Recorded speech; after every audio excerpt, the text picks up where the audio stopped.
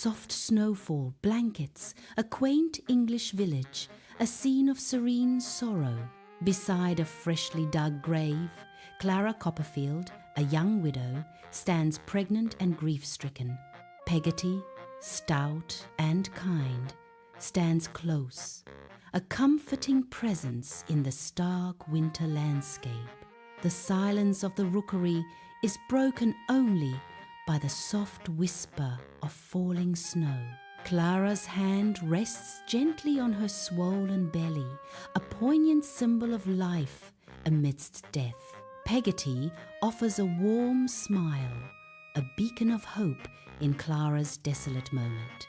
Candlelight dances in the rookery, shadows playing across the walls as Clara lies in bed, her face a canvas of pain and exhaustion. Peggotty tends to Clara, her touch gentle, her words a soothing balm in the dimly lit room. Hope and dread mingle in the air. A piercing cry shatters the silence David is born, a tiny spark of new life igniting in the heart of the ancient house. Tears stream down Clara's face, a mixture of pain and overwhelming joy as she gazes upon her newborn son.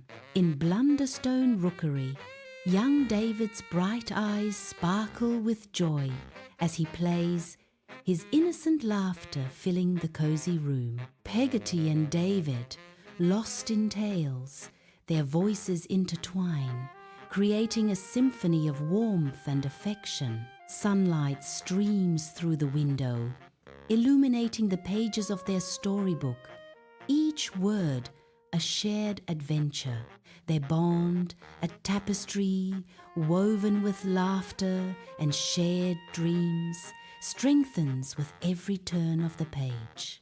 David's innocent face, reflecting Peggotty's loving gaze, a promise of unwavering support and companionship.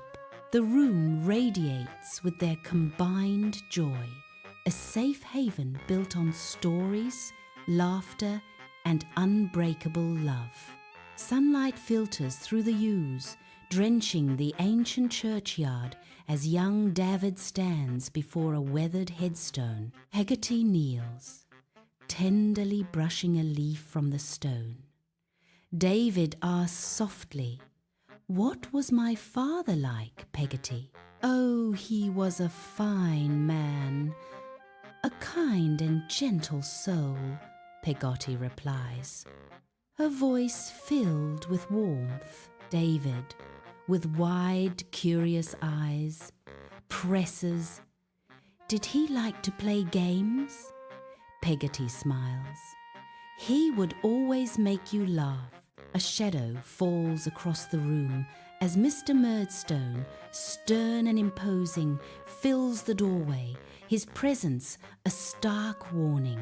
Beside him stands Jane, equally severe, her gaze unwavering, a silent enforcer of her brother's will. Clara shrinks back, her small frame and fragile demeanor betraying her nervousness. The weight of their judgment crushes the air around her. Her eyes dart nervously, a trapped bird. The room holds its breath, anticipating the storm. In the dimly lit room, a single lamp casts harsh shadows on Mr. Murdstone's severe face as he sits at the table. Mr. Murdstone's cold, authoritarian voice echoes as he reads aloud, the words heavy with unspoken threats. David, small and vulnerable, clutches at Peggotty, seeking solace from the oppressive atmosphere. Peggotty's face is etched with worry as she witnesses David's fear under Mr. Murdstone's gaze. The room feels suffocating, the silence punctuated only by the relentless drone of Mr. Murdstone's voice. In Blunderstone, David watches Mr. Murdstone and Clara in the distance, their figures small against the vast landscape. They walk side by side, yet an invisible chasm seems to stretch between them, their disconnection palpable. Mr. Murdstone's rigid posture contrasts sharply with Clara's downcast gaze, hinting at unspoken tensions. A growing sense of unease washes over David as he observes their interaction, a premonition of shadows.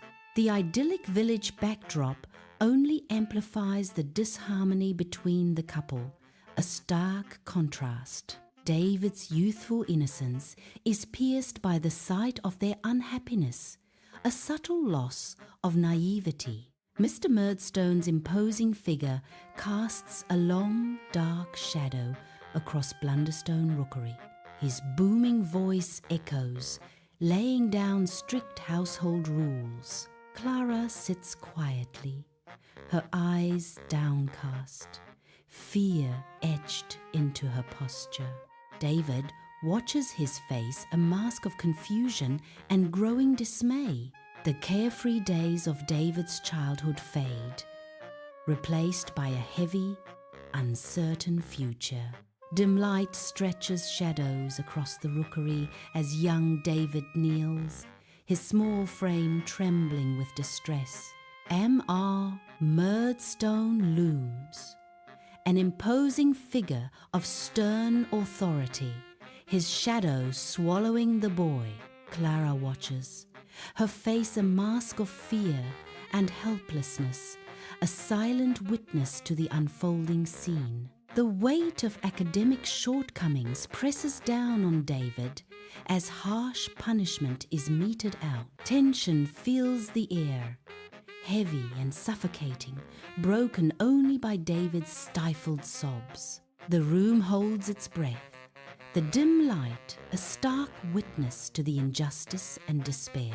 Inside Blunderstone Rookery, Jane Murdstone's hawk-like gaze follows David's every move. Her sharp, precise words cut through the air, each syllable designed to belittle his efforts. The walls seem to close in, the oppressive isolation a heavy blanket suffocating him. He feels trapped, his spirit shrinking under the weight of her constant scrutiny and criticism. Yarmouth Beach bursts with life. Fishermen mend nets under the vast sky as waves crash. Children's laughter fills the air, their tiny figures chasing the retreating waves. Peggotty leads young David, his small legs struggling to keep up. David's eyes widen, a bright smile illuminating his face at the vibrant scene. Vendors hawk wares, their voices adding to the symphony of the bustling beach. Mr. Peggotty's boathouse sits snugly on the beach, an upturned hull turned home. Inside, nautical charm abounds, creating a cozy haven by the sea. David steps into the unique dwelling, his eyes adjusting to the soft, filtered light. Emily and Ham greet David, their faces welcoming in the warm, snug interior. The air is filled with the gentle scent of sea and wood, a peaceful retreat. On Yarmouth Beach, golden sand stretches under a bright sun, a perfect stage for family joy. David kneels, bucket in hand, building dreams in the sand. Emily's joyful giggle rings out as she proudly crowns their sandcastle with a seashell. Ham, a playful Labrador, dashes through the shallows, splashing water over David. The air is filled with the salty tang of the sea and the warmth of familial love. A profound sense of belonging washes over the scene, capturing pure, unadulterated joy. Inside Mr. Peggotty's boathouse, a warm glow embraces young David, his eyes wide with anticipation in the inviting space. Mr. Peggotty, weathered and kind, leans forward, his gestures painting vivid pictures of the sea's vast expanse. The air is thick with the scent of salt and aged wood, a comforting aroma that speaks of countless voyages and shared stories. David listens to Mr. Peggotty tell stories of the sea, A voice whispers, filled with warmth and affection for the scene. The atmosphere is warm and inviting. I feel safe and loved, the narration says, the words resonating with genuine emotion. David returns to Blunderstone Rookery, but a palpable oppression hangs in the air, heavier than his memory. The atmosphere in the room is thick with unspoken tension, a stark contrast to his childhood memories. Mr. Murdstone stands rigid, his stern face a mask of disapproval that chills David to the bone. Jane Murdstone's presence amplifies the sense of dread, her gaze sharp and unforgiving. Their dominating presence suffocates the room, their strictness amplified, casting a shadow over David's homecoming. Flickering candlelight casts dancing shadows across the room. Small but fierce, David stands defiantly between his mother and the imposing Mr. Murdstone. David's small fists clench, his eyes blazing with youthful courage. Mr. Murdstone's face darkens, a storm gathering in his eyes as he confronts David. Mr. Murdstone grabs David roughly, tearing him from his mother's side. David struggles against Mr. Murdstone's strength, his desperate cries echoing in the night. Sunlight pierces the sparse room as young David faces Emma Murdstone. Fear etches itself onto David's tender features. Mr. Murdstone's shadow looms large, a symbol of impending pain and injustice. Desperation flares in David's eyes, a spark of defiance ignited amidst the dread. In a desperate act, David bites Mr. Murdstone's hand, a rebellion born from fear. The imposing Salem house looms, its weathered stone facade whispering tales of neglect and solitude. The iron gate creaks open, a mournful sound that echoes through the overgrown courtyard. David arrives at the gate of Salem House, a boarding school. Weeds choke the grounds, a testament to the school's abandonment and decay. A sense of bleakness permeates the air, casting a shadow over David's arrival. Weak sunlight barely pierces the grimy windows of Salem House, revealing dust motes in a silent, watchful dance. Mr. Creakle strides in, his stern figure casting a long shadow, a cruel glint in his eyes promising pain. David observes with wide, apprehensive eyes, his small frame dwarfed by the oppressive atmosphere. The air crackles with fear as Mr. Creakle raises his cane, a symbol of impending punishment. The cane falls, striking a student's hand. The sound echoes, sharp and brutal, through the silent room. Students cower, their faces etched with terror, the scene a tableau of despair under Creakle's gaze. In the lively common room of Salem House, young David stands out, a picture of awkwardness amid the bustling crowd. James Steerforth, a beacon of charm, holds court, his confidence drawing all eyes. Steerforth's smile cuts through the room as he beckons David closer, an invitation hanging in the air. With a welcoming arm, Steerforth draws David into his circle. "Welcome, David. Come, join us."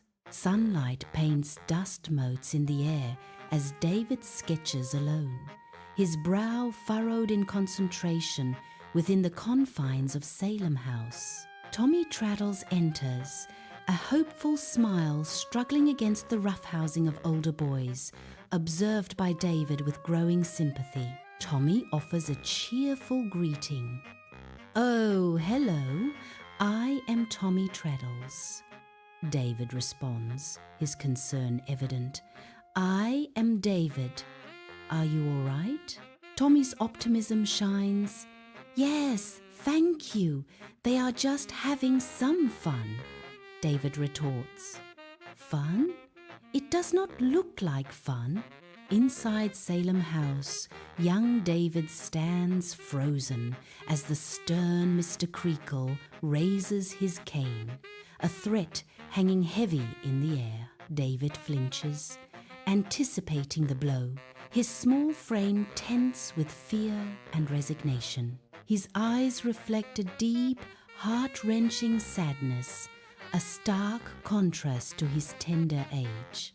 A silent longing for his mother and the carefree days before Salem House fills David's gaze. Sunlight floods the room, illuminating dust motes as Steerforth stands tall, blocking the path of two larger boys.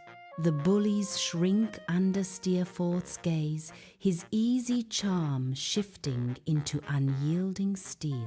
Steerforth speaks with quiet authority, silencing their taunts with a few carefully chosen words. Defeated, the bullies slink away, muttering under their breath as they retreat into the shadows. I stare at Steerforth, gratitude and awe swirling within me as I witness his strength and resolve.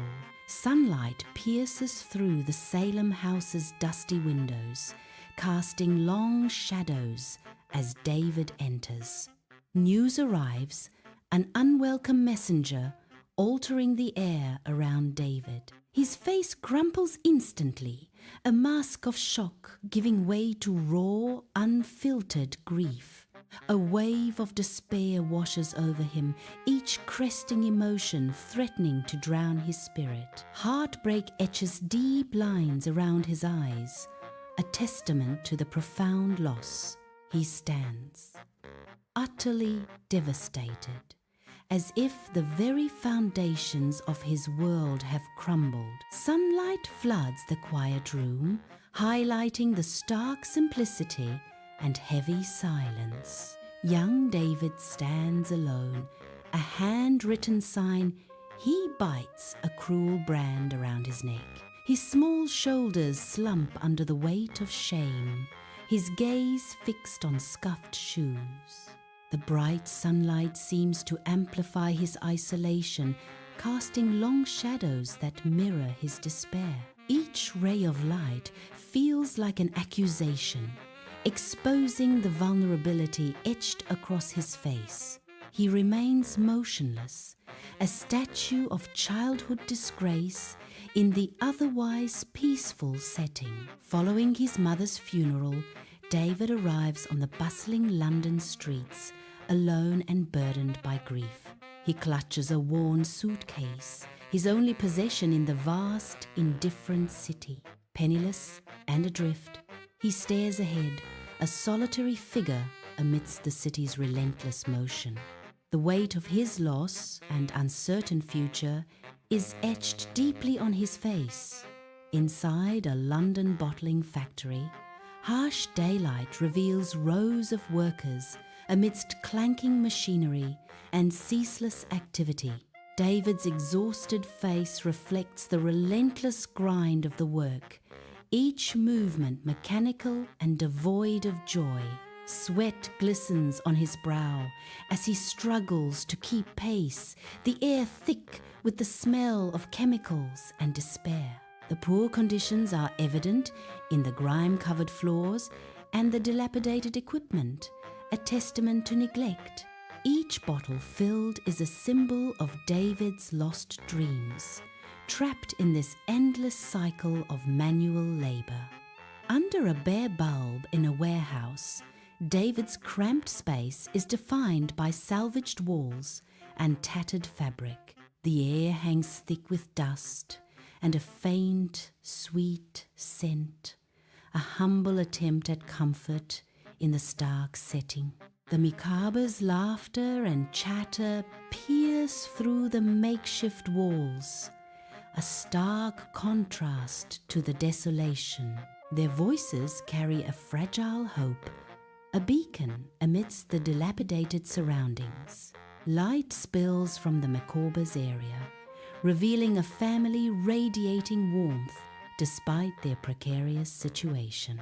Within the warehouse's vast emptiness, the Micawbers are a testament to resilience and shared dreams. In a room overflowing with papers, Mr. Micawber wrestles with his accounts, a storm brewing on his brow. He adds, subtracts, and sighs, the numbers dancing mockingly before his hopeful eyes. David watches from the corner, a silent observer of Micawber's perpetual struggle. Amusement flickers in David's young eyes, tinged with a profound sadness. Each calculation leads Micawber further into disarray, yet his optimism never fades. The cluttered desk becomes a stage for Micawber's unending performance of hope against the odds. Sunlight streams into the warehouse, illuminating dust motes as David and Mealy Potatoes pause in their work. Mealy Potatoes nervously clutches a worn toy truck, his small frame dwarfed by towering stacks of boxes. David smiles wearily. Another day, another mountain of boxes, eh, Mealy? Yeah, but one day I'm gonna get out of here, Mealy Potatoes declares. Dreaming aloud of open roads, David sighs. A truck driver, huh? I always dreamed of being a writer. Stories are good, but I like trucks. They go places, Mealy Potatoes replies, his eyes fixed on the horizon. David flees the factory, his heart a frantic drum against his ribs, each breath a desperate plea for freedom. The sprawling London streets swallow him whole, a maze of shadows and fleeting faces, each corner a new beginning. His young legs pound the cobblestones, fueled by a singular, unwavering resolve. Find Betsy Trotwood. Each step away from the factory is a step closer to an unknown future, guided only by hope and a name. He is a small figure against the vast cityscape, but his spirit burns bright with the promise of reunion. Under the relentless sun, David walks, each step a testament to his fraying resolve. Days bleed into nights as exhaustion carves deep lines into his face.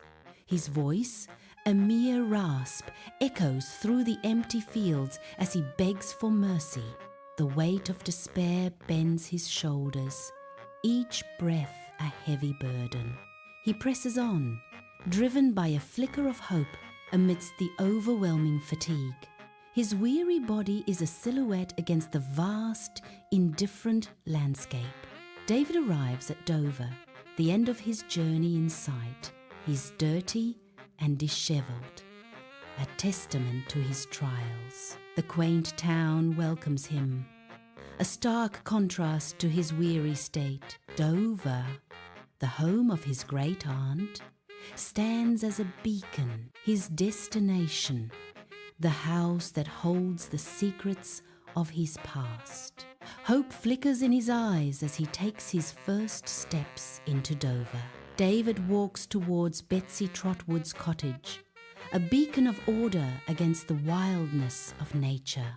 Betsy Trotwood stands guard in her garden, an indomitable figure. Her eyes flash with fierce determination as she confronts the approaching donkeys.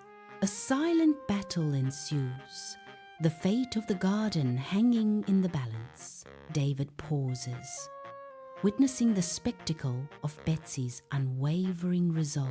Sunlight dapples the thatched roof of Betsy Trotwood's quaint cottage, nestled in a vibrant, welcoming garden. Young David stands hesitantly at the gate, hope and trepidation warring in his earnest eyes.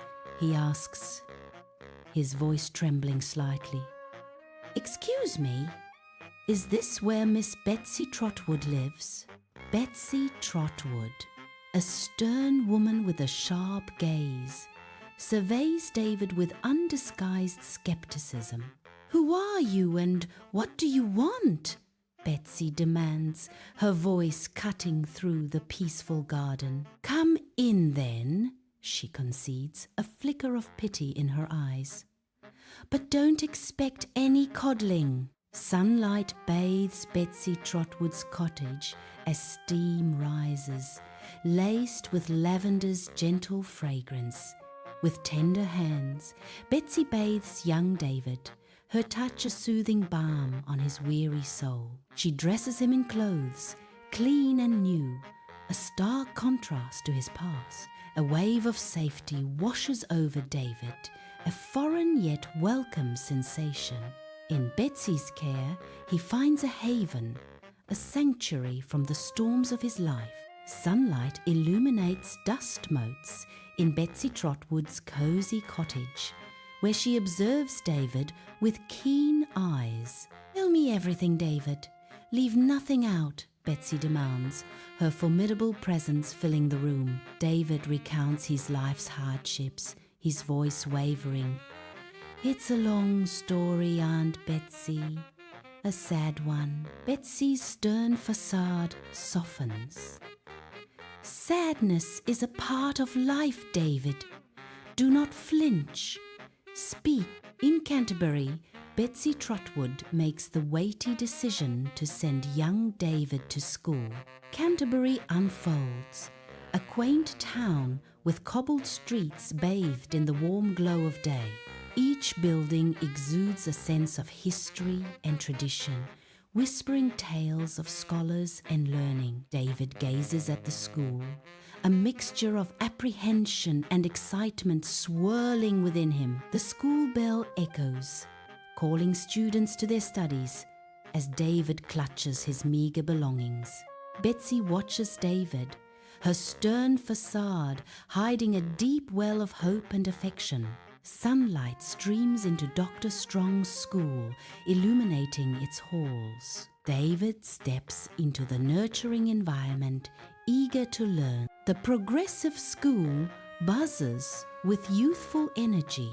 Hope shines in David's eyes as he begins his new journey. Sunlight floods Dr. Strong's school, illuminating dust motes in the air. Young David stands in the hallway, his wide, curious eyes taking in the new surroundings. He sees Agnes Wickfield, a girl with a gentle, intelligent face. Agnes offers David a warm, welcoming smile, easing his awkwardness. The sunlight reflects in their eyes, hinting at a budding friendship.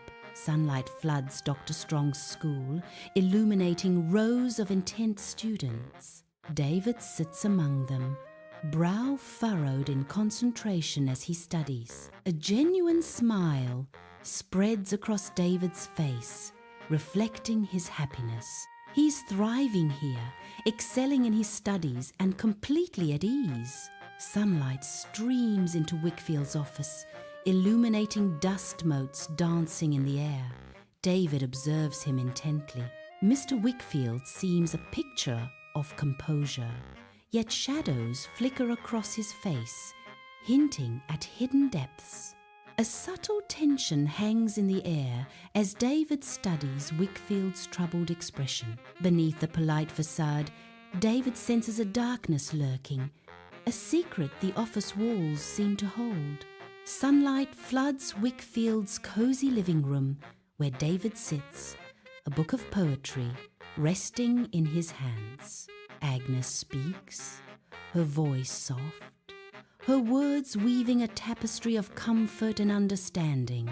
David listens intently, his gaze fixed on Agnes, filled with warmth and admiration. Oh, I spent those days immersed in conversation with Agnes, David reflects, his voice full of nostalgia. Her words were a balm to my soul, David recalls, lost in the memory of their shared moments. Inside Wickfield's home, Uriah Heep's too wide smile and deep bow fill the room with cloying politeness. I shift, a palpable discomfort washing over me as Uriah's watery eyes linger with unsettling intensity. The air grows thick, charged with unspoken unease as Uriah's presence dominates the space. Despite the room's warmth, a shiver crawls down my spine, a primal response to Uriah's unsettling aura. Inside Dr. Strong's school, sunlight streams through the windows, illuminating rows of eager students. David excels, his brow furrowed in concentration as he absorbs knowledge. A montage of David's academic achievements flashes across the screen. I find solace and excitement in the written word, my pen gliding across the page. The early seeds of a writer's passion take root, nurtured in the halls of learning. David pauses in the doorway, unseen, as Mr. Wickfield listens to Uriah Heep with rapt attention. Uriah's oily charm fills the room, his words wrapping around Wickfield like a creeping vine. A knot of unease tightens in David's stomach as he witnesses Uriah's growing influence. A shadow of concern crosses David's face as he thinks of Agnes, a silent vow to protect her. David and Agnes stroll through Canterbury, sunlight painting the ancient cobblestone streets. The air vibrates with distant church bells, a gentle symphony accompanying their journey. I dream of a life filled with purpose, David says, his voice echoing against the ancient walls. Agnes responds softly, and I, David, hope to find happiness surrounded by those I love. Their shared dreams hang in the air, mingling with the sounds of Canterbury. Inside Wickfield's house, the air is thick with unspoken tension. I observe Uriah Heep, his movements subtle yet unsettling. Uriah's manipulative behavior towards Agnes is unmistakable, a silent game played in the shadows of the room. A surge of protectiveness washes over me as I witness his actions, a silent vow to shield Agnes from his influence. The scene unfolds before me, a quiet drama of power and vulnerability within the confines of Wickfield's home. Sunlight streams into Dr. Strong's school, illuminating the end of a chapter for young David. Books lay open, a testament to years of study, as David prepares to step into his future. A sense of anticipation fills the room, marking the threshold of David's adult life. The schoolyard awaits, promising new adventures as David leaves the familiar behind. With a deep breath, David stands ready, poised on the brink of a vast, uncharted world. Under a vast, bright sky, London unfolds before David as he returns, a city of endless possibilities. A worn leather bag hangs from his shoulder, a tangible link to his past.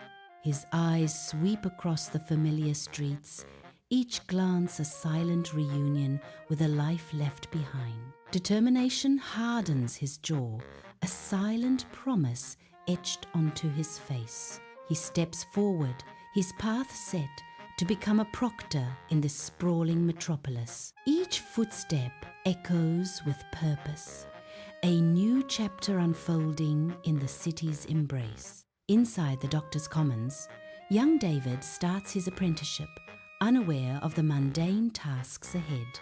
He sits among piles of documents, the weight of expectation heavy on his shoulders. Hours blur as David meticulously copies endless texts, his initial enthusiasm waning. The tedious work stretches before him, a stark contrast to his dreams of adventure. David's uninspired gaze drifts towards the window, yearning for a world beyond the dusty archives. Sunlight floods Spenlow and Jorkins, illuminating the bustling law office where young David stands, a mix of eagerness and apprehension on his face. Mr. Spenlow gestures, an invitation to a world unknown. Dora Spenlow appears, a vision of youthful beauty and innocence, captivating all who behold her. David is instantly smitten, his eyes widening at her ethereal presence, a silent promise of love at first sight. Sunlight dapples through the leaves as David and Dora stroll through the verdant London park. Dora's laughter echoes softly, carried on the gentle breeze through the trees. David listens intently, completely captivated by Dora's charm and youthful innocence. He watches her every move, admiration shining in his eyes as she speaks. The park blooms around them, a silent witness to their blossoming connection. Sunlight floods Spenlow and Jorkins, illuminating the air as David sits, lost in reverie. His quill lies still, ink drying, as his gaze drifts to the street, a dreamy smile gracing his lips. Papers scatter around him, mirroring his distracted mind as thoughts of Dora consume him. The clerk's rhythmic scratching amplifies his longing, a symphony to his lovesick heart. Sunlight paints delicate patterns through lace curtains, illuminating a scene of budding romance inside Spenlow's house. Young David, earnest and full of adoration, showers Dora with small, carefully chosen gifts. Dora's bright eyes sparkle with youthful charm as she blushes, her giggles filling the sun-drenched room. Each gift is a testament to David's affection, a tangible expression of his growing love for Dora. She accepts each offering with delight, her happiness radiating outward, enveloping David in its warmth. The scene is a tableau of innocent courtship, framed by sunlight and the promise of a shared future. London's bustling streets envelop David in a symphony of urban noise as he navigates the crowded sidewalks. Amidst the sea of faces, his eyes lock onto Steerforth across the street. A broad, genuine smile begins to illuminate David's face, a beacon of pure joy. His pace quickens, each step filled with anticipation, as he closes the distance. The city's cacophony fades into background noise as his focus sharpens on Steerforth. The prospect of their reunion paints a vivid picture of happiness on David's countenance. The London tavern glows warmly, casting long shadows across the room as David and Steerforth settle at a worn wooden table. Steerforth leans back, his charismatic smile captivating all those near him. He gestures expansively, his energy filling the tavern with charm and confidence. The air crackles with unspoken possibilities as Steerforth holds court, drawing David deeper into his orbit.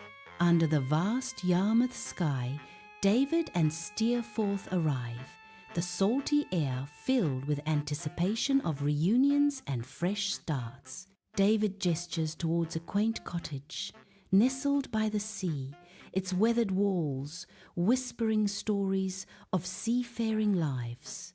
A hopeful smile lights up David's face, eager to share his cherished haven with his friend. Steerforth, allow me to introduce you to the Peggottys, David says, his voice warm with affection and gratitude.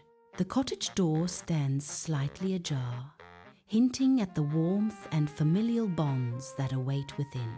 They are like family to me, David says, his eyes reflecting a deep connection to the humble home and its inhabitants. Sunlight floods Peggotty's boathouse, illuminating dust motes as Steerforth watches Emily, his gaze intense.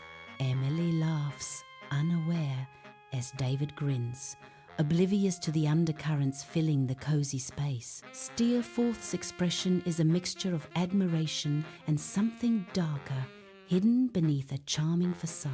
David claps Steerforth on the back, the sound echoing in the sunlit room, masking hidden emotions. Under the moonlight on Yarmouth Beach, Steerforth and Emily stand, their figures casting long, dramatic shadows. The air vibrates with unspoken emotions as their eyes meet, acknowledging a profound connection. A serene backdrop of gentle waves complements their intimate, silent exchange. The night deepens around them, enhancing the intensity and privacy of their shared moment. Sunlight floods the room, dust motes swirling around David as he kneels, a velvet box extended towards Dora. Dora's eyes widen, reflecting surprise and joy as she gazes at the ring, a symbol of a promise about to be made. David's voice, filled with hope, breaks the silence.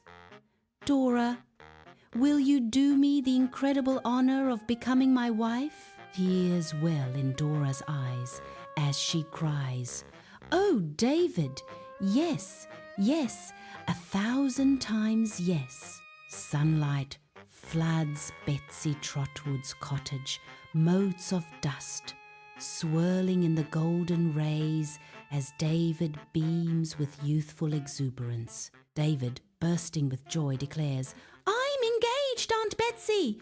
I'm going to marry Dora!" Betsy Trotwood sits rigidly in her armchair, her face an inscrutable mask of contemplation. A flicker of doubt crosses Betsy's face as she questions sharply, "Dora? That child? David, are you quite certain?"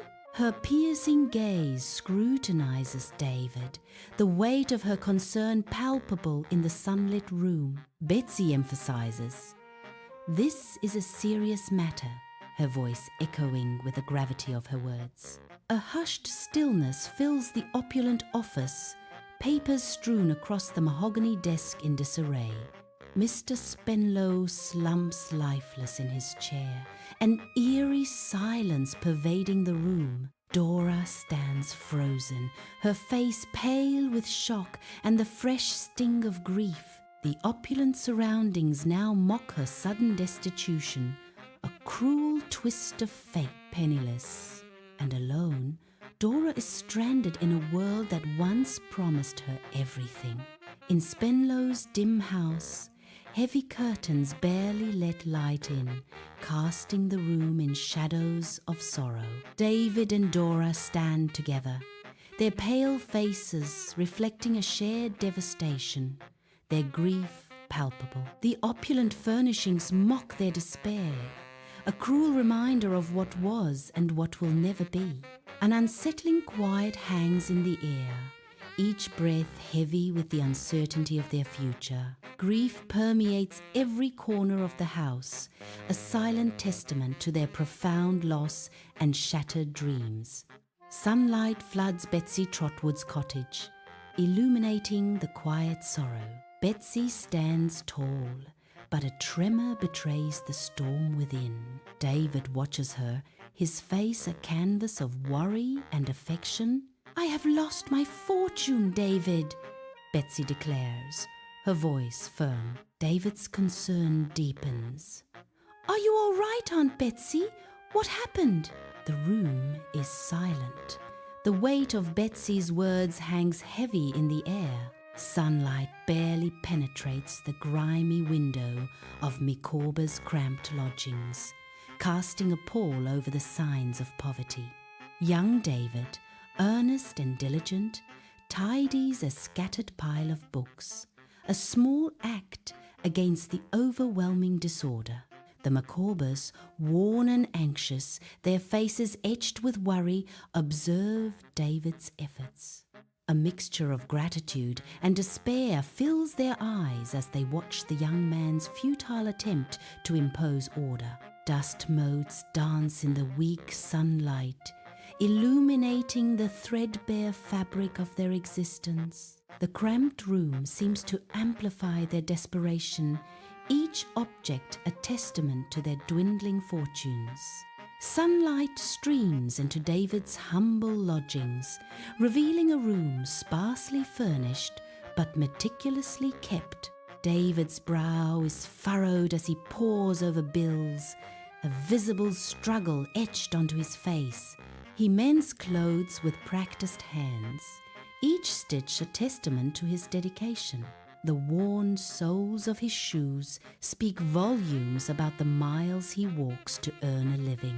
A flicker of determination lights his eyes. He will not let Dora down. He clutches a small, framed photo of Dora, his resolve hardening with each glance. Sunlight paints the church in vibrant hues, dust motes swirling like blessings in the hallowed air. At the altar stands David, his face alight with pure, uncontainable joy.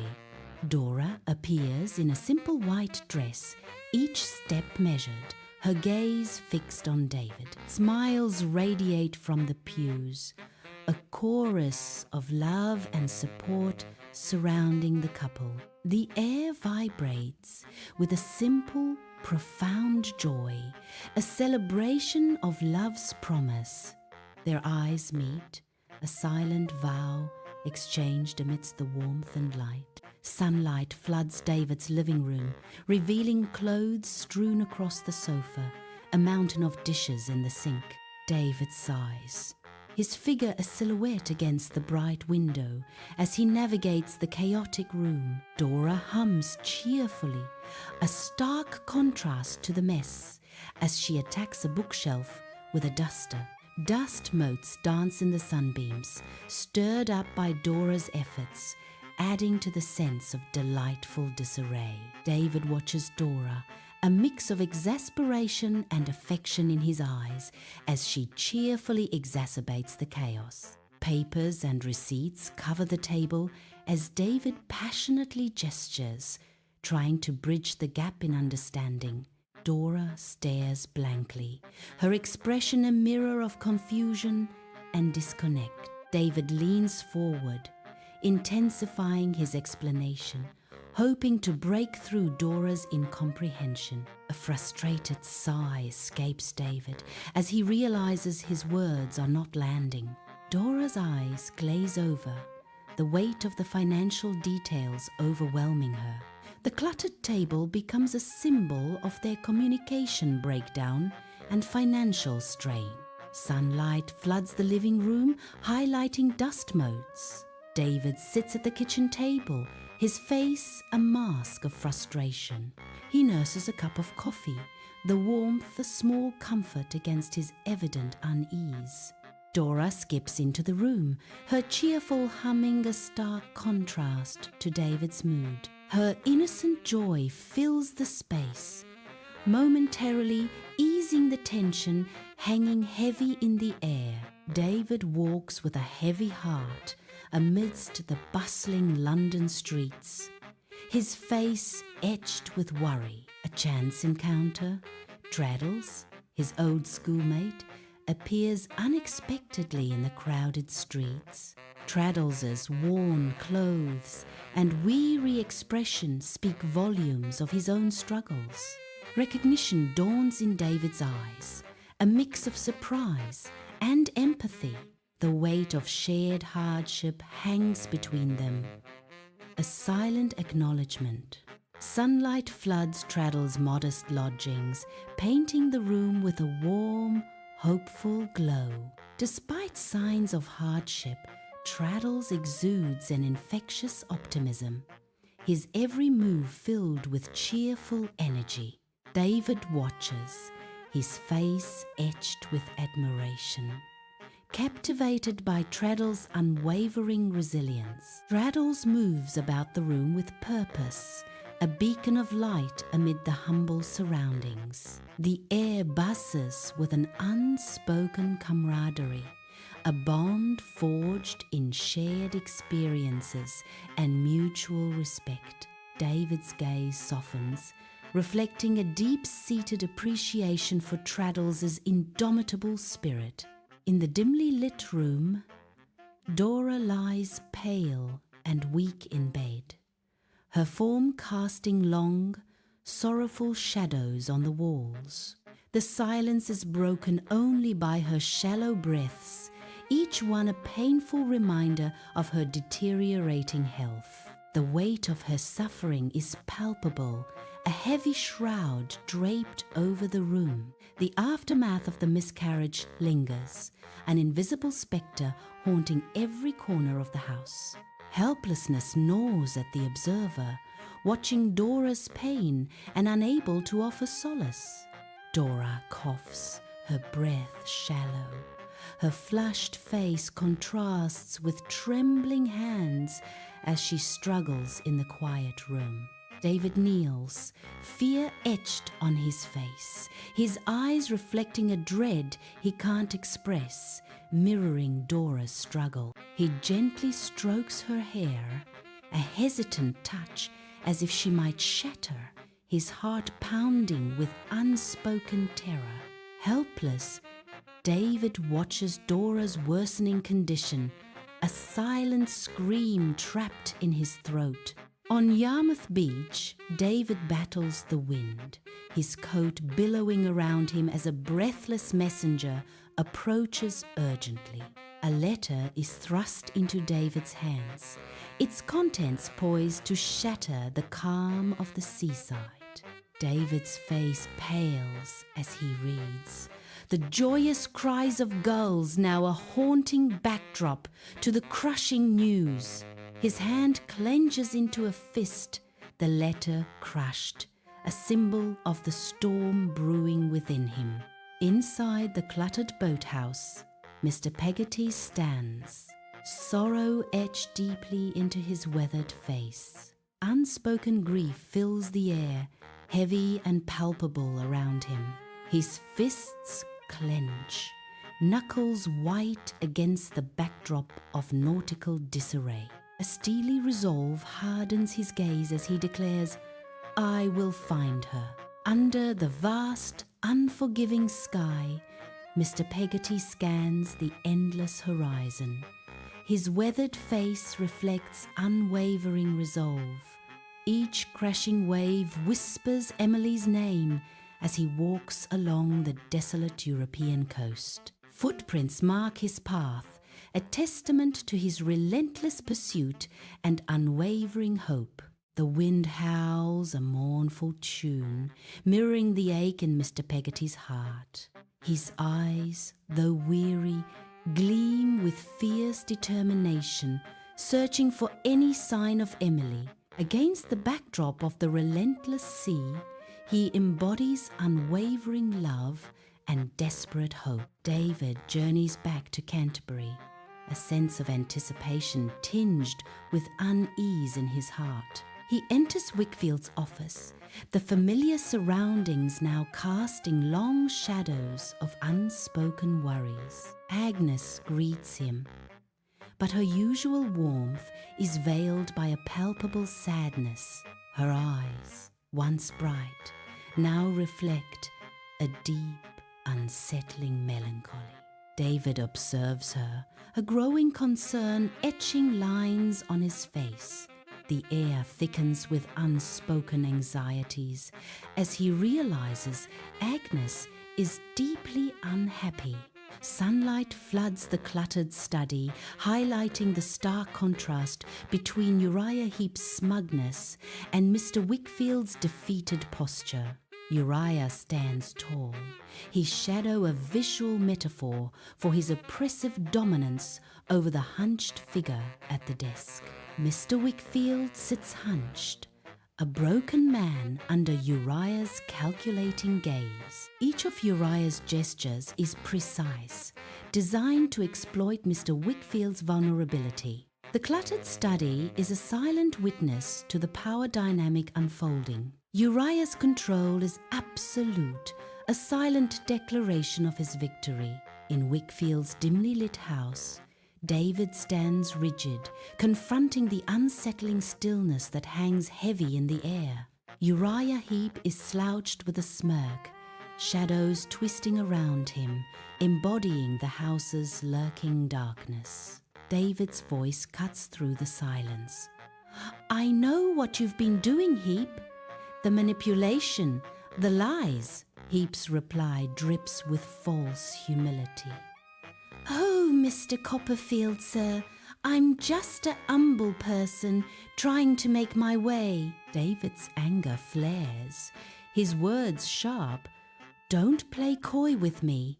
I won't tolerate it any longer. Heap's eyes gleam with newfound power. Tolerate?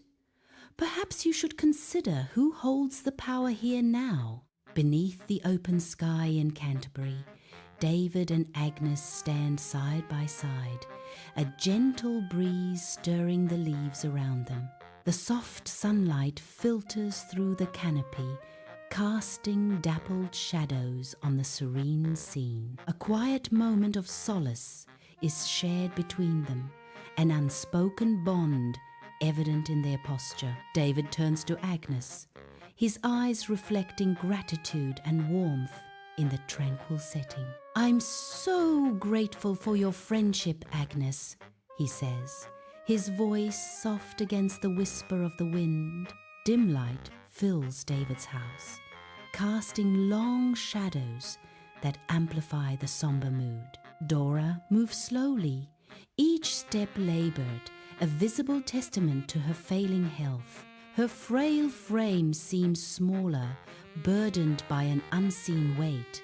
The light catches the weariness in her eyes, a distant look replacing their former vibrancy. The silence of the house is broken only by Dora's soft, labored breaths. In David's house, Dora lies still, her face serene in death. David cradles Dora gently, his eyes reflecting a storm of sorrow. Tears stream down David's face, each drop a testament to his profound grief. Silent sobs rack David's body, a physical manifestation of his inconsolable pain. The weight of loss presses down on David, crushing him in its embrace. In the quiet of the room, David's grief echoes, a haunting symphony of despair. Sunlight barely pierces the gloom, dust motes swirling in the faint rays, illuminating David's neglected lodgings. David is huddled in a worn armchair, swallowed by its depths, a reflection of his disordered inner world. The room speaks of neglect, the silence suffocating as David isolates himself from the world. A half-empty glass of water sits on the table, a silent testament to his dehydration and despair. David finds a somber solace in the suffocating silence, shutting out the world beyond his window. David seeks refuge in the towering Swiss Alps, hoping the majestic peaks can overshadow his grief. He wanders alone through the rugged landscape, a solitary figure dwarfed by nature's grandeur. The wind whispers through the mountain passes, carrying with it the promise of solace. In the serene silence, David searches for peace amidst the breathtaking beauty of Switzerland. Sunlight floods the rustic Swiss chalet, illuminating David at his desk, a solitary figure amid stacks of paper and towering books. His fingers pause above the keyboard, thoughts suspended as he gazes out at the majestic, snow-capped mountains in the distance. In this remote haven, he seeks solace and inspiration. The crisp, clean air, filling his lungs with each reflective breath. The weight of his life's journey settles upon him as he contemplates the path ahead. Sunlight paints the Swiss mountains in gold, their snow-capped peaks piercing the sky. Crisp mountain air fills my lungs, carrying the scent of pine and snow. A profound peace washes over me as I gaze at the majestic landscape. Inspiration sparks within, fueled by the breathtaking vista. Under a sky ripped by lightning, a monstrous storm unleashes its fury upon the English coast. Mountainous waves crash against the cliffs, their thunderous roar echoing the tempest's rage. A ship, ensnared in the storm's wrath, is mercilessly wrecked against the jagged rocks. Splintered wood and debris are tossed like toys in the raging sea's relentless dance. David arrives at Yarmouth Beach, his heart sinking at the sight of devastation wrought by the storm. The once vibrant beach is now a wasteland of debris, a stark testament to nature's fury. Skeletal remains of buildings stand against the skyline, whispering tales of lives upended. A somber pall hangs over the town, the air thick with the scent of salt and despair. David's face reflects a mixture of grief and grim determination as he surveys the scene. Sunlight paints the boathouse in gold, yet shadows of grief cling to every corner. The air hangs heavy, thick with the scent of salt and sorrow. I stand, a statue of unease, hands clasped tight, as if holding back the tide of despair. The silence screams louder than any storm, broken only by the whisper of waves against the hull. A question hangs in the air, fragile and desperate. Ham is really gone? On Yarmouth Beach, the vast sky looms over a scene of profound sorrow. Mr. Peggotty stands silhouetted against the bright horizon, his shoulders heavy with grief over Ham's death. Each wave crashes against the shore, a relentless rhythm echoing the pain in Mr. Peggotty's heart. The sea's roar underscores the depth of his loss, a mournful cry carried on the wind. David watches, deeply moved by the raw, unfiltered display of Mr. Peggotty's despair. The weight of unspoken words hangs heavy in the salty air, a shared moment of sorrow etched in time. The London courtroom is filled with hushed anticipation, its solemnity amplified by the weight of justice. Mr. Micawber stands tall, his face a mask of resolve, as he prepares to confront Uriah Heep. Mrs. Micawber offers a gentle, supportive presence, a silent promise of unwavering loyalty. Their united front signals a pivotal moment, the courtroom holding its breath as truth seeks its voice. Sunlight pierces the courtroom, illuminating Uriah Heep. He sweats, a stark contrast to the solemnity of the scene. Evidence piles high, a damning monument to Heap's deceit. The courtroom buzzes with anticipation. His facade cracks, revealing the villainy beneath. Whispers erupt, a chorus of condemnation. Justice descends, swift and inevitable, as Heap's world crumbles. Sunlight floods Wickfield's office, illuminating dancing dust motes and a palpable sense of relief. Mr. Wickfield sits at his desk, the weight of worry visibly lifted from his weary shoulders. His gaze softens, filled with profound gratitude as he looks towards David. He shares a thankful glance with Agnes, acknowledging their shared moment of peace and resolution. Mr. Peggotty stands in a bustling European square, his hopeful yet anxious eyes searching the lively crowd. Amidst the grand architecture, he spots Emily, her small figure radiating a sense of forlorn isolation. Their eyes meet across the distance. Shame and remorse etch themselves onto Emily's face. A silent, heart-wrenching acknowledgement passes between them in the vibrant, indifferent city.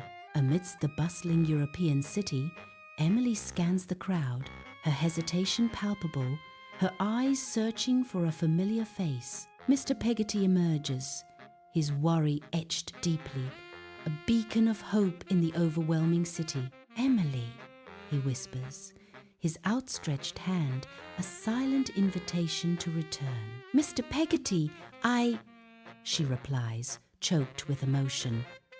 "Hush now, you're home now," he reassures her. The Peggotties step onto Australian soil, hope illuminating their faces as they breathe in the air of a new world.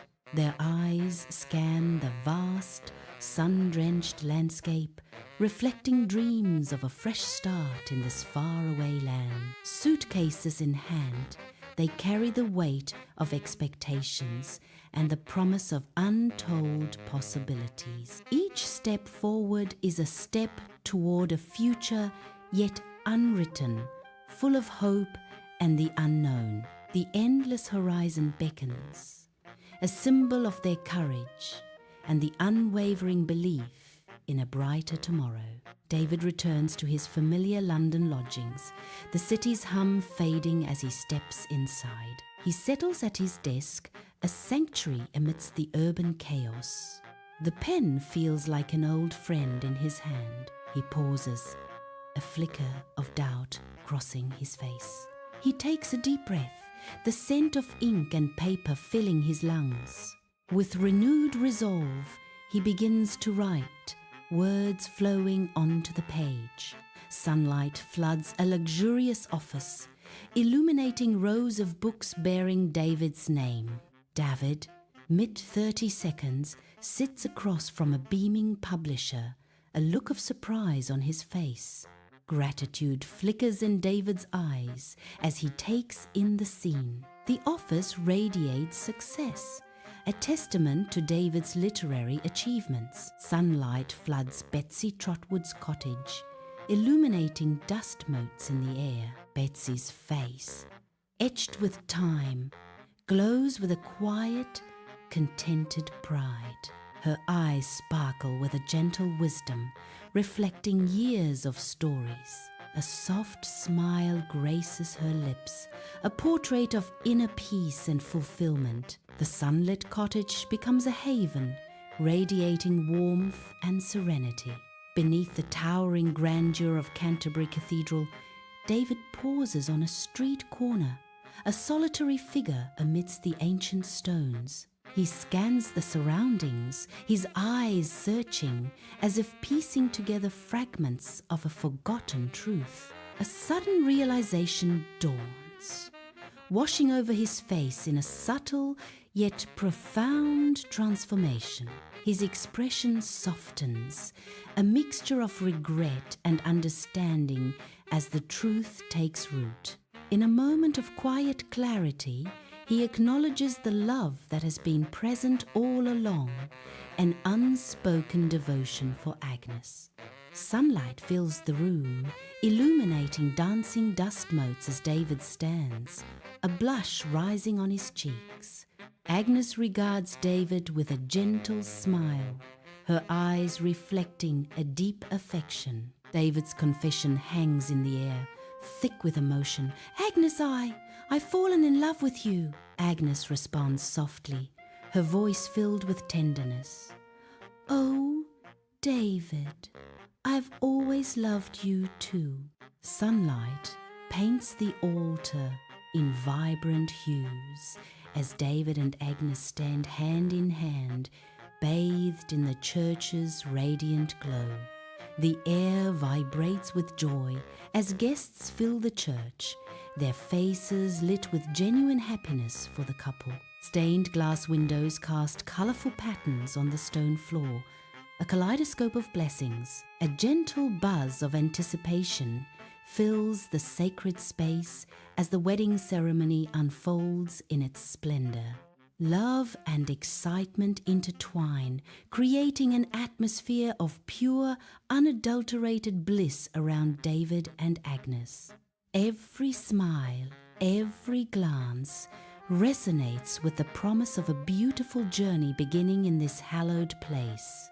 In David and Agnes's house, sunlight streams through the windows, illuminating dust motes dancing in the air. David and Agnes work side by side, their smiles reflecting shared dreams and aspirations. Laughter echoes through the rooms as they build not just a house, but a home filled with love.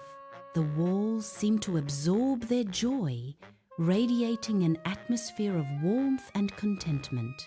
Sunlight floods David's study, motes of dust swirling in the golden rays as he sits at his antique desk. His pen scratches across the parchment, each stroke a deliberate dance of thought and memory. David's brow is furrowed in deep concentration, lost in the labyrinth of his reflections.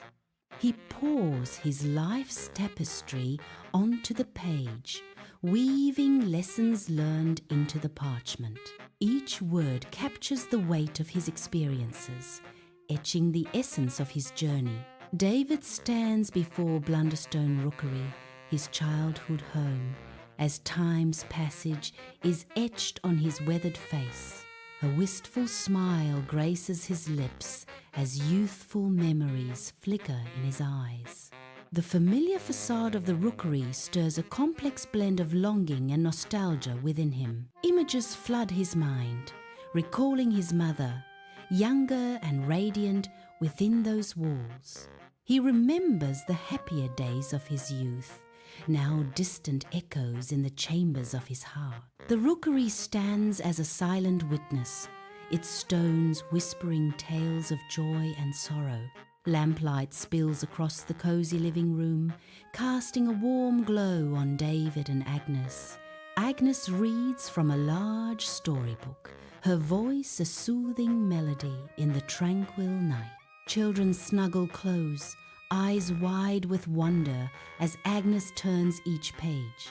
David, with a tender smile, adjusts a blanket, ensuring his child's comfort. The air resonates with soft laughter and the gentle rustle of turning pages. In this intimate sanctuary, love and storytelling intertwine, binding them together. Under the bright sun, David, Agnes, and their children stand on Yarmouth Beach, a picturesque scene of family tranquility. David's wistful gaze drifts out to the endless sea, his thoughts drawn back to Emily and Ham. Lost in reverie, the sun glints off the water, mirroring the sparkle of memories in David's eyes. The children play, their laughter a poignant counterpoint to David's quiet contemplation of the past. A gentle breeze whispers through the scene, carrying echoes of days gone by and loved ones remembered. Bathed in the soft afternoon light, David leans back, contentment etched on his face. His gaze lingers on the final page of his autobiography, a faint smile gracing his lips. Sunlight warms the countless books and cherished mementos lining the walls of his study. A quiet declaration of fulfillment hangs in the air. I am satisfied with my life. David navigates the vibrant London streets, a solitary figure amidst the hurried pulse of city life. His eyes scan the sea of faces, absorbing the diverse tapestry of humanity bustling around him. He observes the hurried steps of office workers, each lost in their own world. Laughter of tourists and the quiet connections between strangers fill the air. The London theatre pulses with anticipation, its gilded balconies echoing with hushed excitement. David and Agnes, dressed in their finest, find their seats as the orchestra tunes. The stage awaits, draped in shadow, promising a night of drama and intrigue. A hush falls as the house lights dim, plunging the audience into expectant darkness. The curtains rise, revealing a world of illusion, inviting the audience into its embrace. Sunlight floods David's study, illuminating motes of dust dancing in the air as he eagerly anticipates the news within the letter. The Australian postmark is clear, a promise of distant lands and familiar faces. David's face lights up, a broad smile spreading across his features as he absorbs the contents of the letter. Each word paints a picture of the Peggottys flourishing in their new home. A wave of warmth washes over David, the distant joy palpable and heartfelt. Under the vast Australian sky, the Peggotty family thrives, laughter echoing through their sun-drenched home. Children play, their joyous shouts mingling with the chatter of friends, painting a vibrant tableau of community. Smiles abound as they gather, the warmth of kinship radiating under the bright, endless sun. In their new Australian haven, the Peggottys find peace and belonging, surrounded by love and friendship. Sunlight floods David's study, illuminating swirling dust motes and casting a golden glow on the aged books lining the walls. David sits at his desk, lost in thought, his face etched with a lifetime of stories and reflections. The camera focuses on the worn spines of the books, each a testament to countless hours spent in their company. David looks up, a wistful smile gracing his lips as he speaks, his voice filled with warmth and sincerity. 5. Oh, friendship and love, they are the cornerstones of a life well lived, David reflects. Sunlight floods David's study, illuminating a sanctuary of books and papers. David's fingers dance across the keyboard, each keystroke fueled by passion. His face reflects intense focus, crafting tales that ignite the imagination. Determination burns in his eyes, a storyteller shaping worlds with words. Bathed in sunlight, David and Agnes traverse the expansive English countryside, their figures dwarfed by the rolling hills. Long shadows stretch and dance with each step, a silent choreography against the vibrant green. The warm sun casts a golden glow, illuminating the idyllic scene and their shared journey. Nature's beauty envelops them as they walk in harmony, the vast landscape echoing their quiet companionship. In the warm glow of the fireplace, David and Agnes sit, their faces etched with time, eyes still bright with love. Family portraits line the walls, silent witnesses to a lifetime of shared memories. Children and grandchildren bustle around, a lively tapestry of generations intertwine. Laughter echoes through the house, a symphony of love and togetherness filling every corner. The lines on their faces tell stories of joy, sorrow, and enduring companionship. A subtle glance passes between David and Agnes, a silent promise of forever in their loving eyes. Sunlight floods David's study, illuminating dust motes like tiny stars, the air filled with quiet memories. David sits in his armchair, a worn book resting gently on his lap, a silent testament to countless stories. His kind eyes survey the room, each photograph and memento a cherished echo of a life well lived. A gentle smile softens his features as he reflects on the tapestry of moments woven through the years. A profound sense of peace settles over David, a quiet understanding of life's beauty and fleeting grace. Beneath an open sky, elderly David stands in quiet reflection by his father's grave, weathered by time and memory. Years etched upon his face tell of trials faced, lessons learned, and a life fully lived. A gentle breeze whispers through tall grass, carrying the scent of wildflowers and the distant cry of gulls. A soft smile graces his lips, a knowing glint in his eyes as he reflects on life's journey. Peace settles deep within his soul, a tranquil harbour after a long voyage. Happiness has finally found him, completing the full circle of his life's tale.